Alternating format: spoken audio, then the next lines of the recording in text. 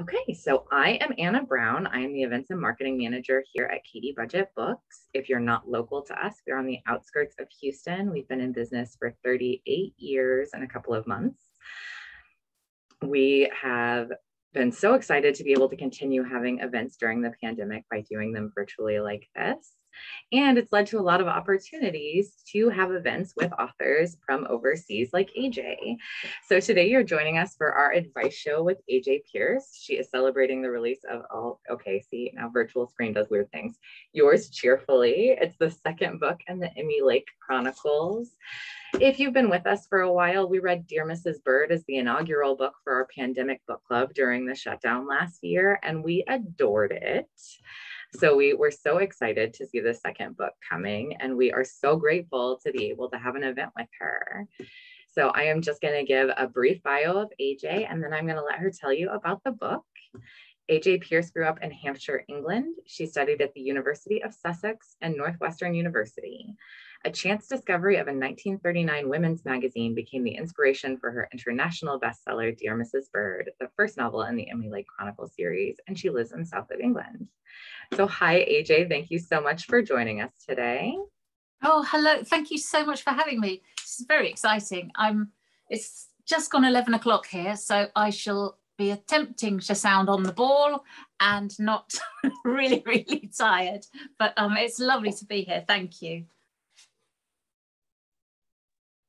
Okay, so do you want to start by just telling us a little bit about the Emmy Lake Chronicles and yours Cheerfully? Absolutely, thank you. Yes, the Emmy Lake Chronicles, and I'll try and sort of chat about this without any spoilers for those of you who may have read the book, read Dear Mrs. Bird.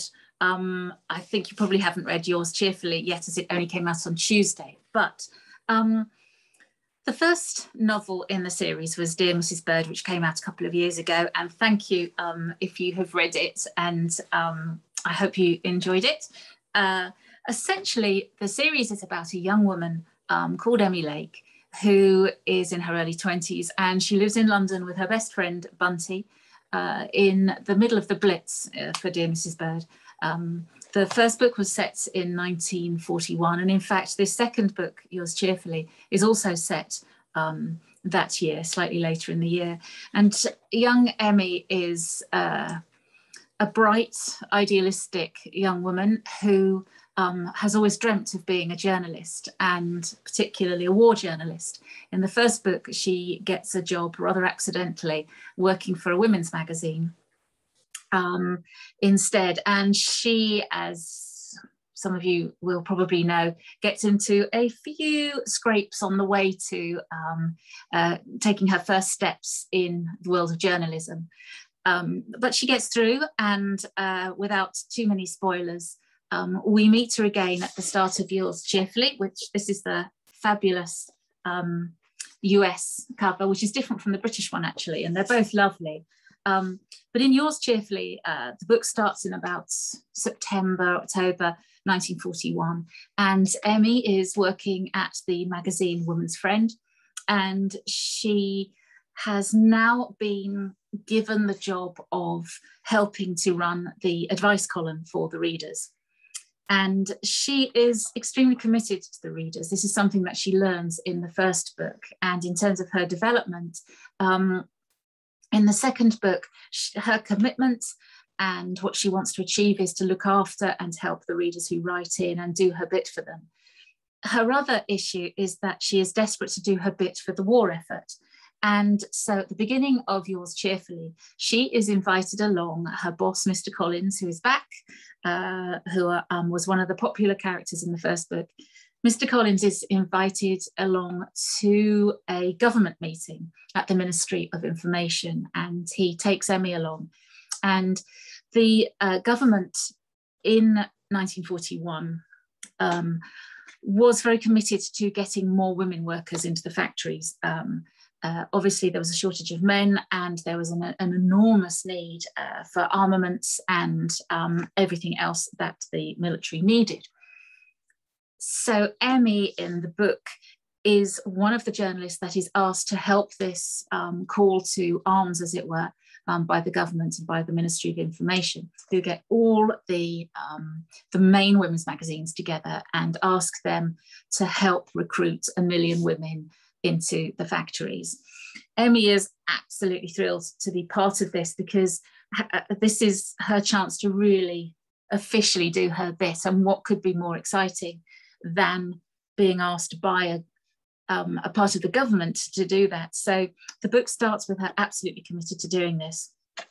Of course, things don't necessarily run to plan. When Emmy meets a group of young women who are already working in war work in one of the factories, and she finds that the reality of being a young woman doing war work is not quite the reality, quite the image that is portrayed in all the propaganda.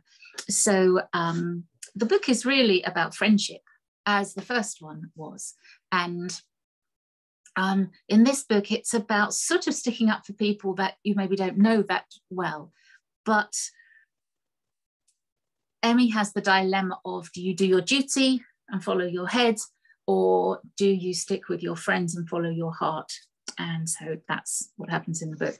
In terms of the background to it, once I'd finished Dear Mrs. Bird, even before it was published, I started looking for some ideas for themes and stories of the second book. I always wanted to write a series, and that is kind of dependent on you guys, actually, because if the readers like the books, then I can write more.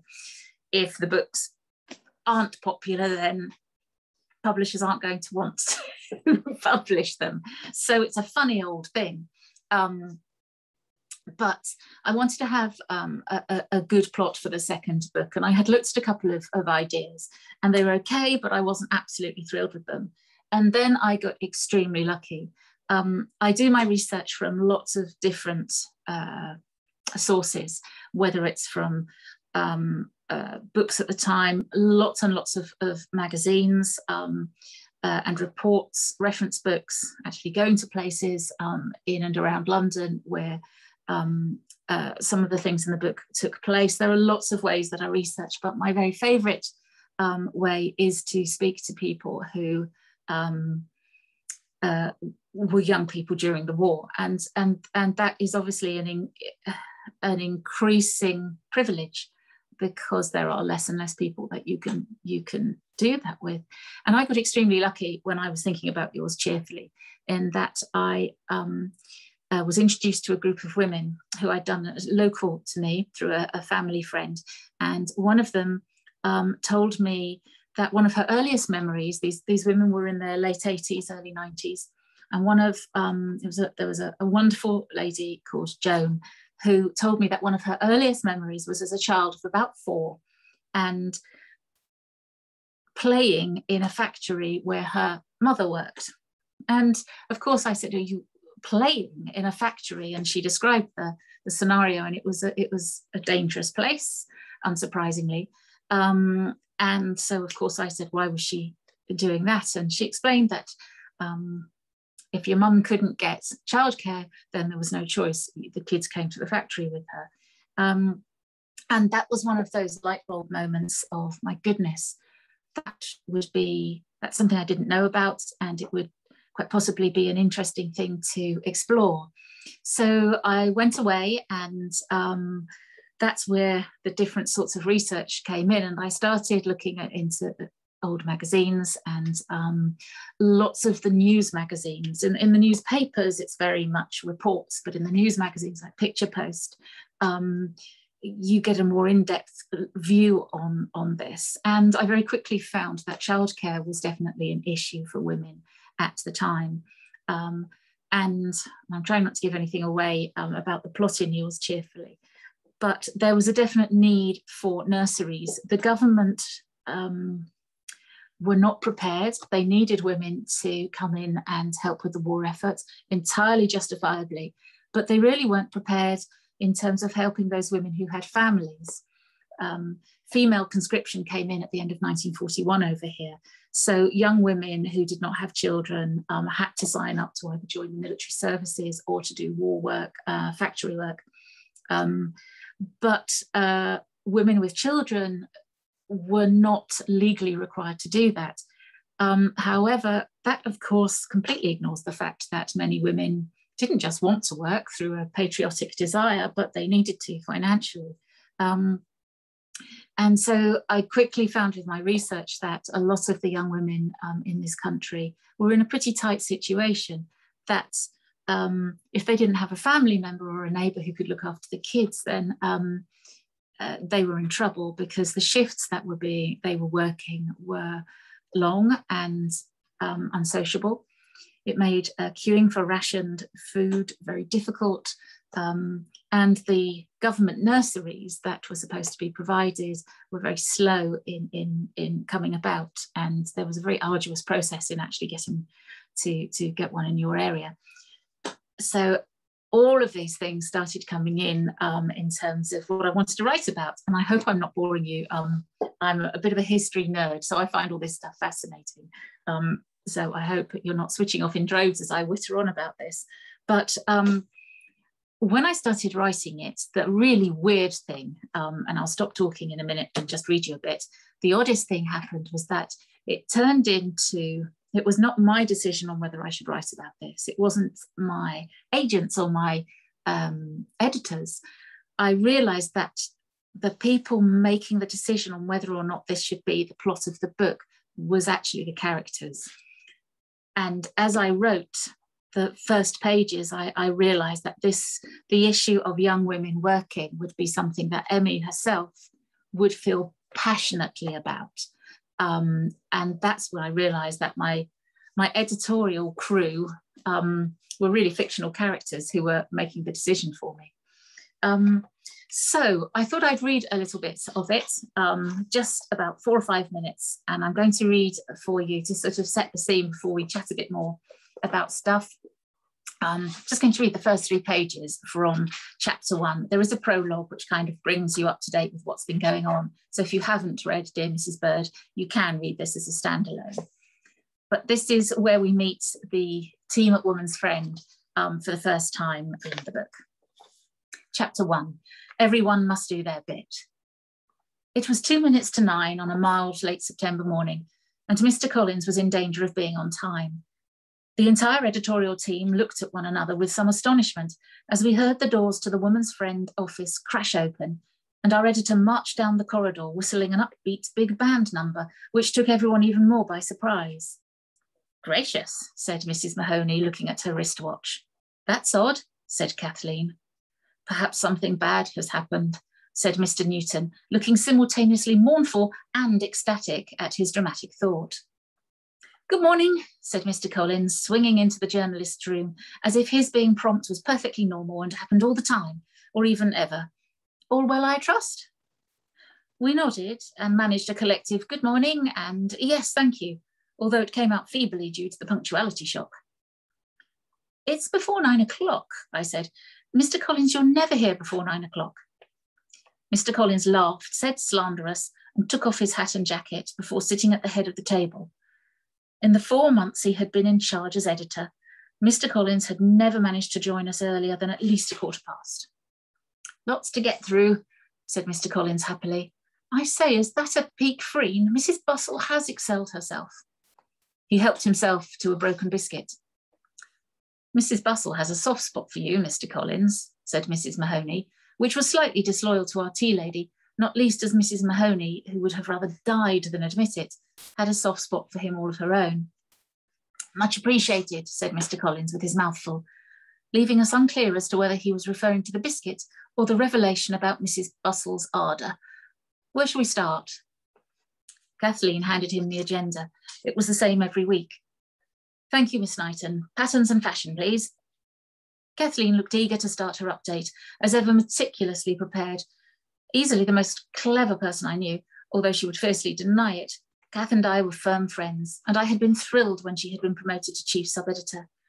Now she was in charge of all the contributors who sent in patterns and articles, as well as overseeing Hester, our new junior. Hester was a good-natured pasty-faced girl of 15, just out of school and prone to uncontrollable giggles. Kath was teaching her, with marginal success, that working at a magazine was not the same as being in a Cary Grant comedy, and instead involved trying to remain calm for almost all of the time.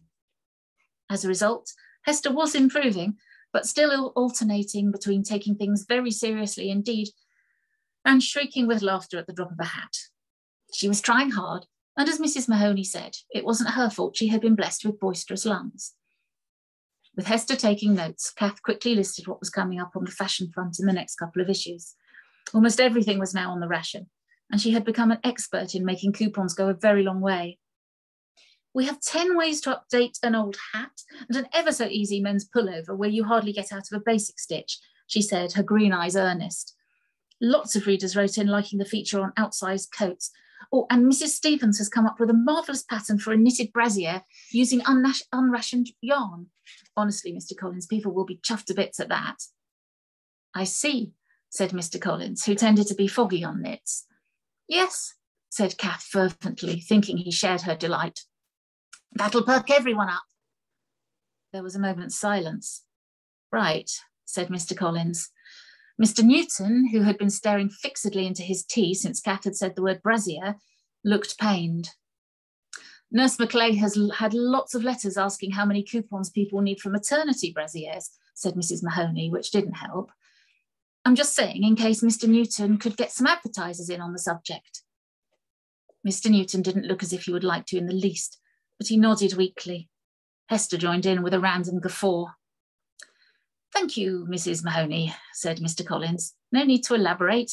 I'm sure Mr. Newton is on top of it, father of 3 and so on.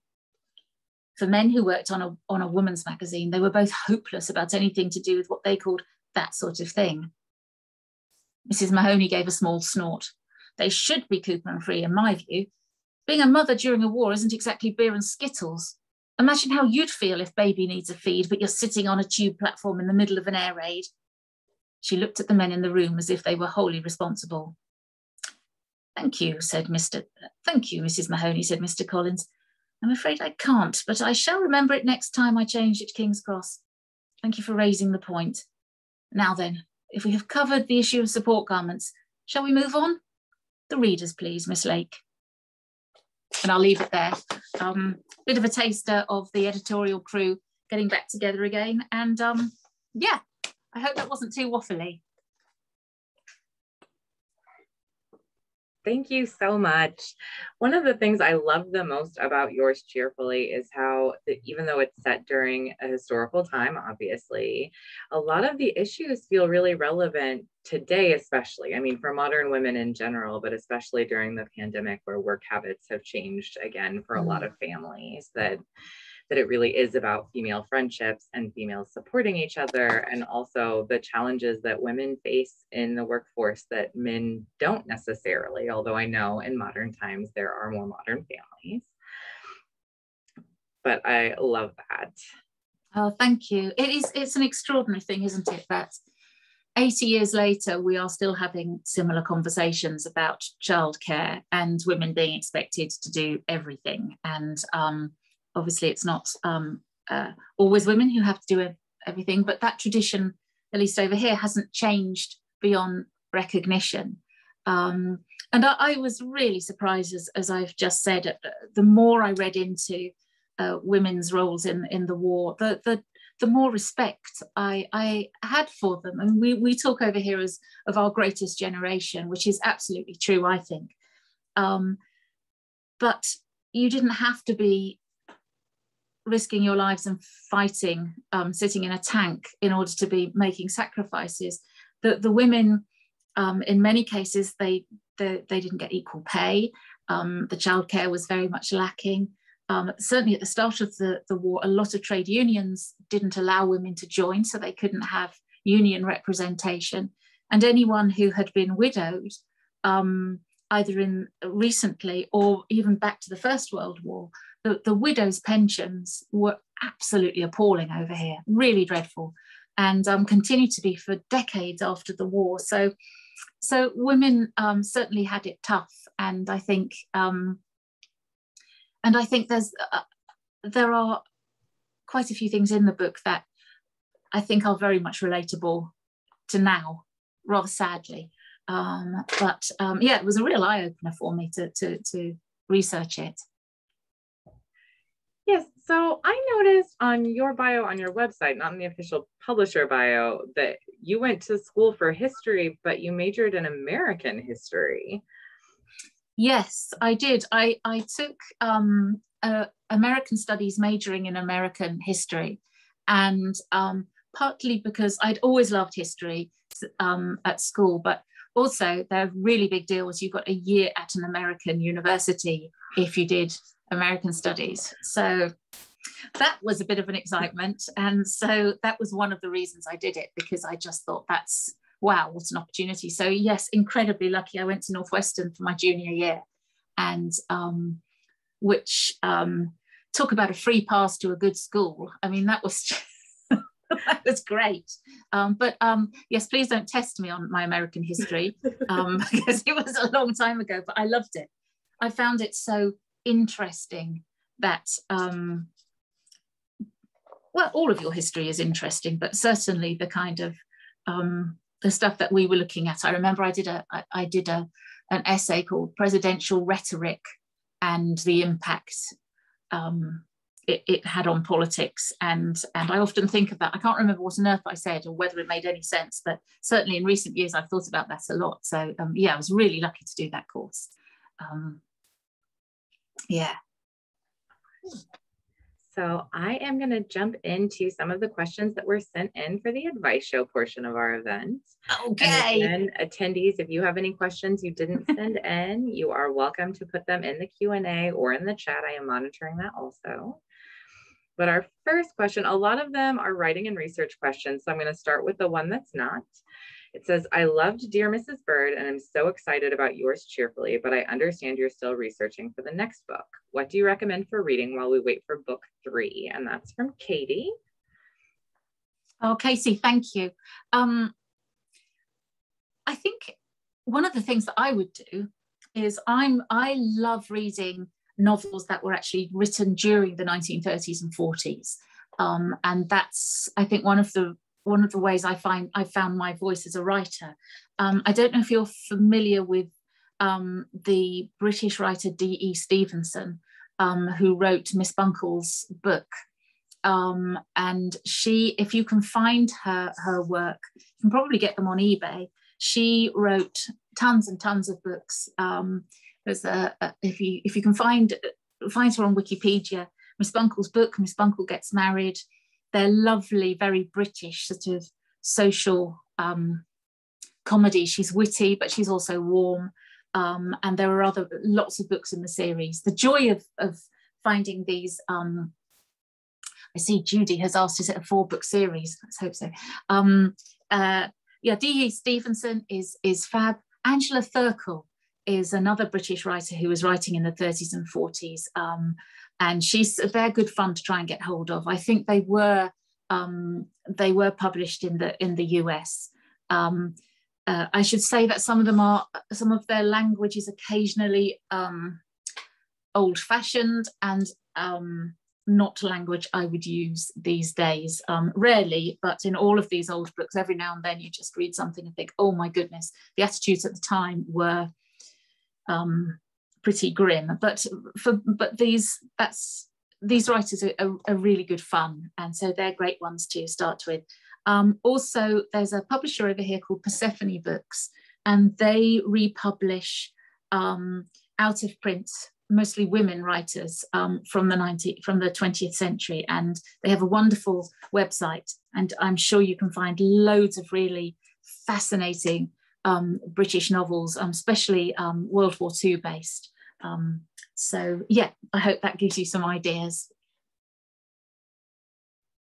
Okay, and then next, Sandra wrote in, I'm an aspiring writer. How do you know if an idea is enough to write a book off of? Thank you, Sandra. That is such a good question. I think you don't. But there's only one way to find out, really. And that's to sort of start writing, because it also may be that one idea isn't enough to hold up a whole novel, but it might be an idea for a short story, a good short story. And that's a great way to be finding your voice and honing your skills. Or if you want to try and have it as a novel, well, it could be that it's one of the strands in the novel, because that's what you're going to need. No novel has just one plot line. There are always other plots weaving in and out of each other. The only thing I think is that if you have an idea, you have to feel passionately about it, because if you're going to be living with that idea for months or years as you research it and write it and edit it, and then if you get an agent, or when you get an agent and if you get a publisher on board, they're going to want to have lots of input into it as well. So whatever that story idea is, that nugget, passion for it is the key thing, that little golden nugget that you have, and you can nurture into a bigger story. If you found that, that's a brilliant thing to find, and then just see where it takes you. And if it doesn't take you anywhere, that's all right. My first attempt at a novel was a contemporary sort of rom-com, and turned out it didn't actually have much of a plot, which which I hadn't noticed. I was so excited to be trying to write a novel that I kind of got carried away and realised nothing actually happened. But it was a great way of finding what I enjoyed writing. And whilst the idea wasn't strong enough to carry that novel to a point of being published, it was part of that progress. I wouldn't have written Dear Mrs. Bird if I hadn't have written that first draft of another novel. So keep that nugget, plant it, and see where it takes you. Okay. Next, Amanda said, I'm not a writer myself, but I'm always curious about the process. How much research do you have to do when writing historical fiction? Which maybe will be a hard question for you to answer, because you sort of started by just being interested in history. Yes. Thanks, Amanda. That's a really interesting question, because I almost didn't write a historical novel because of that point about research, because I was sort of scared of it, to be honest. And I thought, well, I was trying to write a contemporary novel, and that was okay. I remember part of it was set in Winchester, a city in southern England, and there was a scene where a girl had to walk down the high street and into a newsagent's, and that was fine because I had done that myself, and I knew what she could see and how she would feel, and everything about it. It felt easy. And so I was quite scared about writing a historical novel of any sort, because I felt overwhelmed with how I might possibly find myself able to understand how a character would feel. And everything changed when I bought a women's magazine that was printed in 1939, and it opened this sort of window for me. And I just immediately loved what I saw, because the women's magazines, the weeklies of the 1940s, were pretty much the same setup as we have now. Fiction and beauty and recipes and all the stuff that's familiar, but they were like this window into another world. And that kind of gave me a way in that wasn't scary. And then research just became the best bit almost. I love researching, and mainly because the research is brilliant, because you just learn stuff. And the idea for your book is still this object of amazing perfection in your head that will only be spoilt when you actually start trying to write it. So the research, I try to use lots of different things. So I will play music from the 40s. If I'm feeling a bit sluggish, I'll put on some Glenn Miller, and I'll play the sort of music that Emmy and Bunty would play on a record player before they're going out for the evening. I found YouTube recordings of air raids and would put them on my in my headphones and the volume up to 100%, just to try to understand the noise, and just all these little research ways of just putting yourself in the shoes. Literally, actually, I bought some shoes that were from off eBay, which were from the 1940s, so I could know how it felt to walk in that sort of shoes. So the research comes in layers and from all sorts of different areas. And now one of the things as a writer is stopping yourself from doing too much research, I think, because people, it's a novel. I have to make stuff up. People are not buying it for a lecture. So, well, she's probably just as well, because as you can tell, I can bang on about it for hours like a nerd. So, but I promise there are jokes and other stuff in the new book. Well, and kind of a related question that I often have is there anything you found in your research that you really wish you could include, but just wouldn't fit in with the story? Oh, that's really... No, I don't think there is, because there's always the possibility it could be in another story. So it's always sort of there. And I might take tiny little bits of it. And I think that's one of the challenges to writing historical fiction, that I don't know about you, but I don't want info dumps in the book when I'm as a reader. And so it's a bit like sort of having a lump of clay and you're trying to turn it into something, or perhaps even better if you're sculpting out of a and I know nothing about sculpting, so forgive me if I've got this completely wrong, but you might have a really beautiful looking piece of marble. You're going to have to lose lovely bits of it to make what you're trying to make. And that's just part of the process. But no, and it all sits in your head. You'll use it somewhere or another. The backstories that you don't actually see of the characters in the books. There's, for example, Charles, Emmy's boyfriend.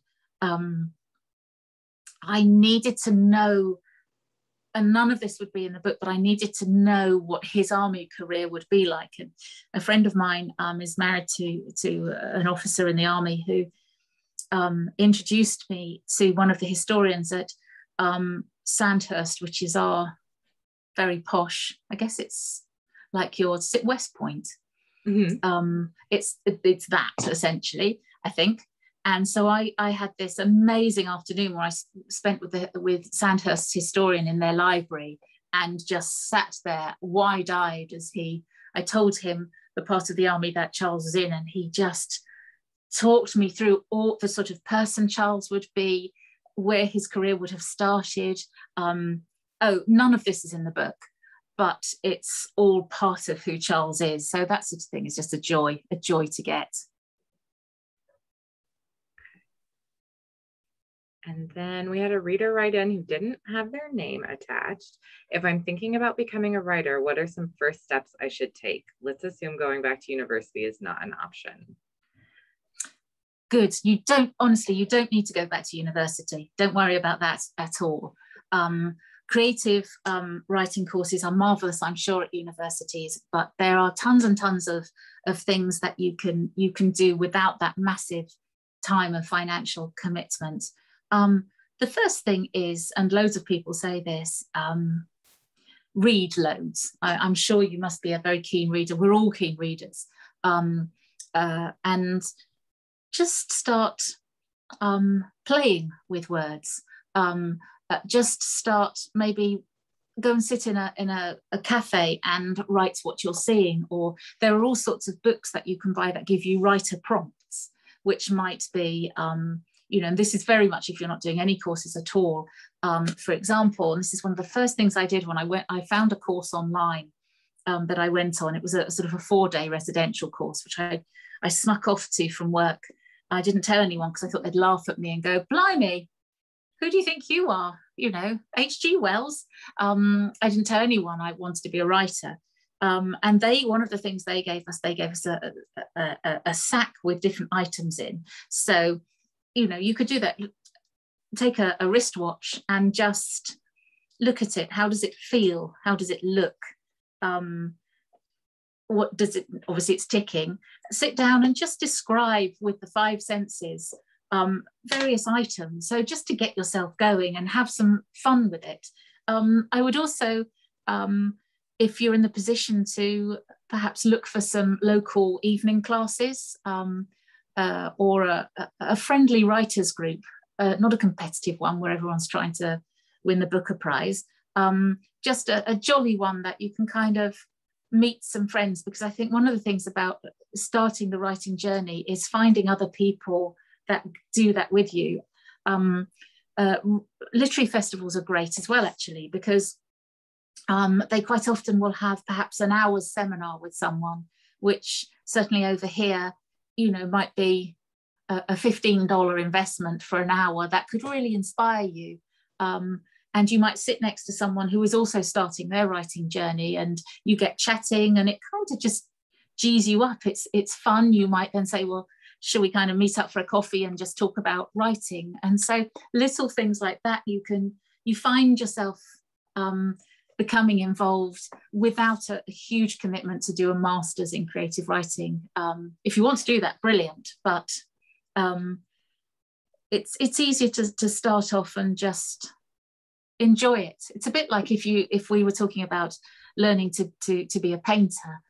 You don't immediately have to go and try and do a qualification in it.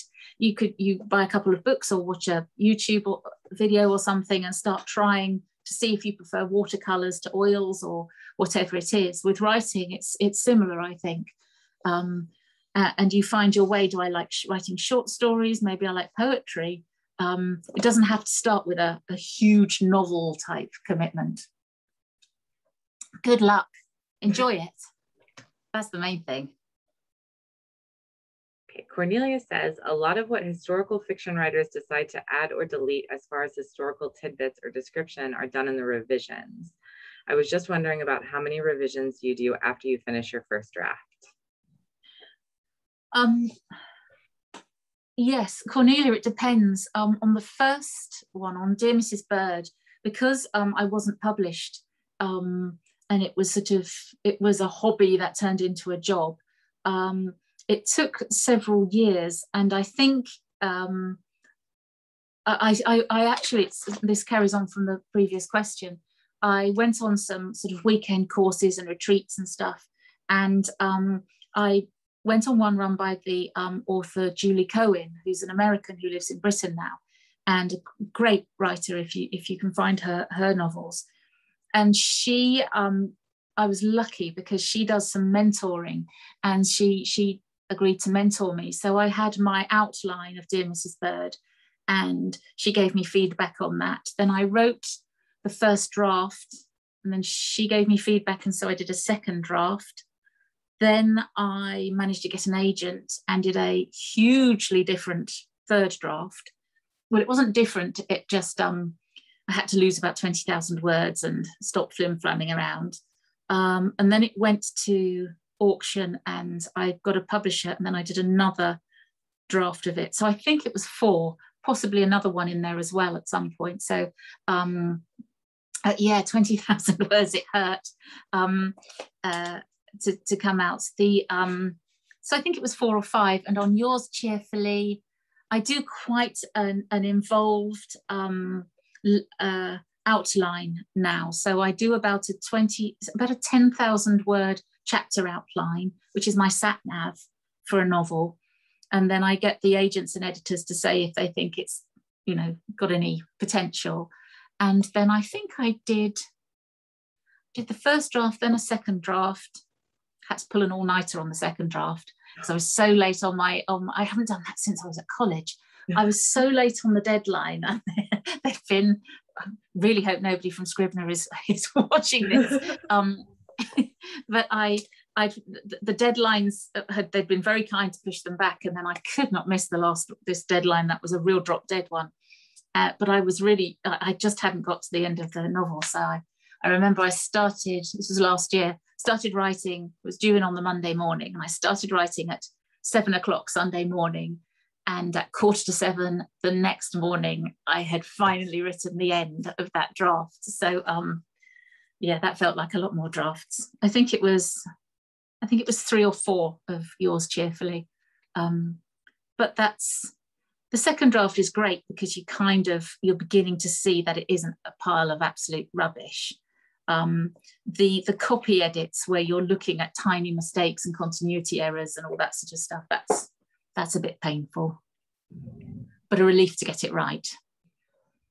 Okay, and sort of related, Judy had asked, do you write detailed notes or plots before you draft, which you kind of answered, but also do you write all day? Is it Monday through Friday? What does your day as a writer kind of look like? It does depend on the deadline and how close I am to it. I have found, and I think maybe this comes from having written when I had a day job, that I prefer writing in the evenings, actually. And so I tend to time waste, do admin, do household chores, waste time, go on social media in the mornings. And then I start writing, unless I really am pressed for time, sort of 2 or 3 in the afternoon, and then just keep going. So this sort of time of the night, I actually really enjoy. Here it's 11:45 because it's dark, it's quiet, the phone isn't going to ring, there are no emails for me to look at, and I can be in this kind of cocoon where I've never thought of this before, there's nothing about 2021 happening at midnight. So you can kind of put yourself, I mean, I know that sounds a bit mad because I'm surrounded by 21st century stuff, but I can kind of be in my own little world of me and Emmy and Bunty and Charles and all the others, because I know no one else is going to butt into it. So yeah, that's my favorite. But then when it gets to deadlines, then it's flat out, fueled entirely by cake and sweets and Diet Coke. I should be sponsored. Then it's just as long as it takes every day. No, and that's so important, because I think that gets left out a lot when we talk about writing advice, but you hear from different authors that different times of day work, that you've just got to figure out when is most productive for you. I think so. I mean, I quite often, you hear about authors and they say, well, I get up at 5 and I've done the 2,000 words by 7:30, and then I run 10,000 paces, and then I run a company as well as my 4 children, and I just want to, push them off a cliff. That's just, that sort of overachievement is just makes the rest of us feel useless. Yeah, I don't do that. Not running marathons first thing in the morning after already finishing your work. Oh my gosh. Not running marathons ever. I reference back to the cake and the sweets there. Okay. Casey has asked, do you have a character list and decide all their individual personal characteristics right at the start? Is that all done before you get started? No, not really. I mean, I did try that a few years ago. I think I'd read in a writing book, have a book and you write down their eye color and hair and age and all that stuff. I tend to not care about their reality, the sort of practical stuff, as much as how they feel and their view on the world. And I do quite a lot of that if I'm out walking the dogs or doing the washing up or driving, if I'm on my own driving somewhere. I kind of just try and get to know the characters, because you'll see in either of the books, there's not necessarily a huge amount of physical description of what the characters look like. I leave a lot of it to the reader to see them in their own mind. But I quite easily forget what colour eyes Charles has got, for example, but I can tell you how he feels about stuff. And that for me is the really important thing as a writer, that I don't necessarily know which Glenn Miller track Bunty would prefer, but I know how she feels about the important things in life, how she feels about her friends, who she loves, who she doesn't love. I spend quite a lot of time, as I mentioned, on their backstories, on their parents, who they are, why are they this person, and some of it comes through the dialogue. I love writing dialogue, it's my favourite thing, and I do that almost, I don't really think when I'm doing that, and sometimes a character will say something and I'll think, yes, The other thing actually for writers that I really enjoy doing is having it's almost like a talisman, finding things, objects that a character might own. So there's an object, there's a factory director in Yours Cheerfully who is not a nice person, and he has I think it's a Rolls-Royce ashtray on his desk, and I saw it. I still want it, but it's really expensive, and it's on eBay. And I just knew that was the sort of thing this sort of man would have on his desk, trying to give the hint that he owned a Rolls-Royce, which he probably got this thing free from somebody in a dealership. But things like that, I like to have. And also photos. I don't cast the characters. As much as it would be lovely, I don't think, oh, he's sort of Bradley Cooper, but in a uniform. You know, that'd be lovely to spend time thinking about. But I don't want my characters to look like contemporary people. So I use old photos that I'll find in junk shops or online or whatever. It might be a young woman from the Second World War, and I'll look at that picture and go, you're Hester, and then I can see her, and then even the way she might be looking at her parents in that photo that I found, that would say to me, she loves her mum, she's not too sure on her dad, or oh, that looks frosty. So all these little things come together.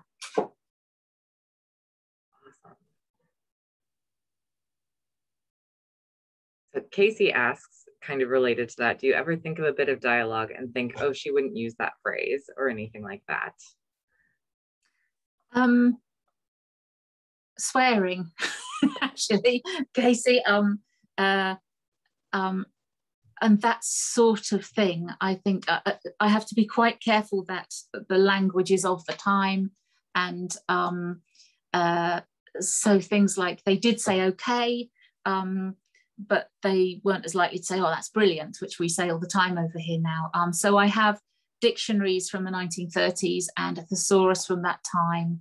And I do keep a notebook. If I'm reading novels and books or magazines from the era, I'll note down phrases that were used. And also I have Nick, who's on the editorial team at Picador over here. He's very, very good on 1940s. He's at one of those sort of, they recreate the 40s. I can't remember what they're called now, but he's super good on that stuff. So he'll say, actually, we argue about it. It's sometimes he'll say, actually, they didn't have that then. So yeah, all that sort of thing I do think about, certainly in the second or third draft. Okay, and then Tara has asked, would this book be good for a ladies' book club? Is there a lot to discuss, and is it clean? And I feel like I can sort of answer that, although you are also welcome to, but yes, it would be perfect for a book club. There's a ton to discuss, and it is very clean. There is a bit of British swearing, right? Yes, I won't repeat it. In shows with British characters use bloody all the time, but that's like a big deal over there, right? Or was historically. Yes, I mean, there's a lot that women, my grandmothers would never have said bloody hell or anything like that. The characters in the books, I don't think there's any swearing, or they have to be under huge pressure or something. Mr. Collins, the editor, will occasionally say something, but there's no proper cursing or anything. It's certainly there's a ranking on Amazon, if I can mention Amazon, which is called clean and wholesome romance. There's a genre they actually refer to as that, that's, I think, what we would say that Yours Cheerfully and Dear Mrs. Bird are. It's wholesome. There's no nudity, or there are no sex scenes or anything in there. It is, I think the youngest reader has been about 12 and the oldest reader in their 90s. So and there's a reading guide actually on my website, ajpearce.com. There's a reading group guide for both Dear Mrs. Bird and Yours Cheerfully. So you could check that out first before you use it for your book club. And then one of the attendees, I've lost the question now, so I can't remember who it was, but asked if they should reread Dear Mrs. Bird before starting Yours Cheerfully. So I assume she's read it before. Thank you. Yes, I wrote Yours Cheerfully so that if somebody picked it up at an airport shop or on their way somewhere and just thought, oh, that looks interesting, that they'd be able to read it as a standalone. But it might be worth reacquainting yourself with Emmy and Bunty and the others. You certainly won't get lost, but some people have said that they've really enjoyed doing a sort of a double whammy of reading Dear Mrs. Bird again and then going straight into Yours Cheerfully, which is a bit of a commitment. But yeah. And then if you get bored of reading Dear Mrs. Bird again, you can always just stop it and go straight on to Yours Cheerfully. You know, don't force yourself to slog through the first one. Well, and as a reader, I read Dear Mrs. Bird back during the shutdown, which was March of last year for us. So it's been about a year and a half since I read Dear Mrs. Bird, and just finished Yours Cheerfully yesterday. And the recap in the beginning is really helpful. There were a couple of things referenced that I was like, oh, I don't remember the details of that throughout Yours Cheerfully, but it wasn't enough that if you don't have the time commitment for rereading Dear Mrs. Bird before, you're going to get lost anywhere. Oh, good. Thank you. Yes, that was a real challenge. That second book thing where you think, blimey, can I actually write a second book? And then that kind of, oh gosh, I don't want to bore people who've read the first one, but equally, I don't want to bewilder people if they haven't. So fingers crossed, I got the balance okay. And then Judy had also asked earlier about if it was supposed to be a 4-book series, and you kind of laughed about it. And I know that's not entirely up to you, but if it were up to you, how many books would you ideally like to see the series be? You know, my author friends go, as many as possible. But I love writing about it, and I'd love to write 5. 7. I don't know. Somebody said the other day online, what about writing one set in the 1960s, so we catch up with Emmy and Bunty then, which I hadn't thought about. But I'd love to write at least 2 or maybe 3 more. And there are, as the characters come through, that some of the characters have got backstories that I'd love to write sort of a spin-off to that as well. So, but it depends on the publishers, what they say. Whatever they want, well, whatever you guys want. If the publishers agree, then I'll be delighted to do it. If you want 7 books, Casey, you have to make sure all of your friends also buy Dear Mrs. Bird and Yours Cheerfully. Yes. That's our job as the booksellers. We're going to sell them to everyone that we can so that there can be more. And it's important for people to buy it from your shop. Yes, that is true. Yeah. Don't go off anywhere else after this. That's not the deal at all. In fact, I do need to put a link in the comments in case you haven't ordered your books yet. If you have, ignore the link that's about to pop up. And then Cornelia has asked, I was wondering, do you use critique partners and or beta readers? I don't. I feel really super lucky that I have an agent who is really good and very helpful, and I have editors both in the States and the UK who are fantastic. So I work with the editors and the agents as well, to my American agent, to see if they're happy with my direction.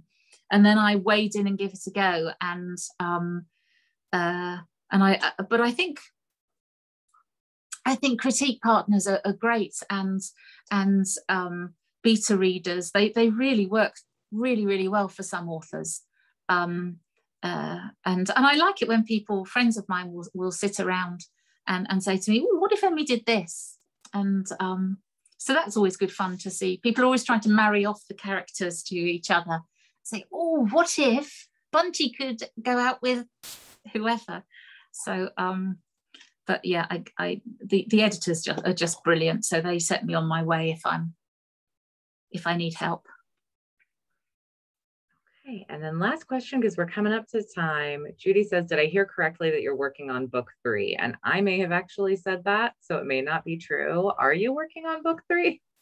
I am, yes. In fact, I'm at that really exciting stage of putting things together. I interviewed an amazing lady the week before last who's 100 and had incredible recollections of being in the war. She's just a couple of years younger than Emmy and Bunty, and that was just an absolute honour and very inspiring. So yes, I've got a meeting with my British publishers at the end of September, so I really need to get my act together. But hopefully it'll be coming. I know what I want to do with them. I've just got to nail it down. Awesome. I love everything about these books, but what I'm most looking forward to, if you get to continue this series, is seeing how Emmy's career progresses throughout time. So like if you're looking for input on what readers are interested in. Yes, please. Oh, thank you. No, do you know, I love it when people say that, because it's, you know, where is her career going? What, you know, I'm not going to let everyone down by having her just retire and sit around eating chocolates, because A, there weren't any, and B, I think the feminist in me will not let that happen. She'll keep going. But yeah, her career, it's a key thing for her. So, but yeah, I'll be in touch. If I stumble to a halt, I'll be back. Got any ideas? I have some ideas about Bunty also. Like she cannot end up alone forever is all I'm saying. I know she needs time to mourn, but at some point. Who do you think she should end up with? You know, I don't know yet. Because I thought for a minute maybe one of Emmy's brothers, but then because they all grew up together, maybe that would be weird. I mean, you know the backstory of that better than I do, since that's not all written out in the book, but. Can you see my poker face? Yes, you do have an excellent poker face. I'm just writing it all down.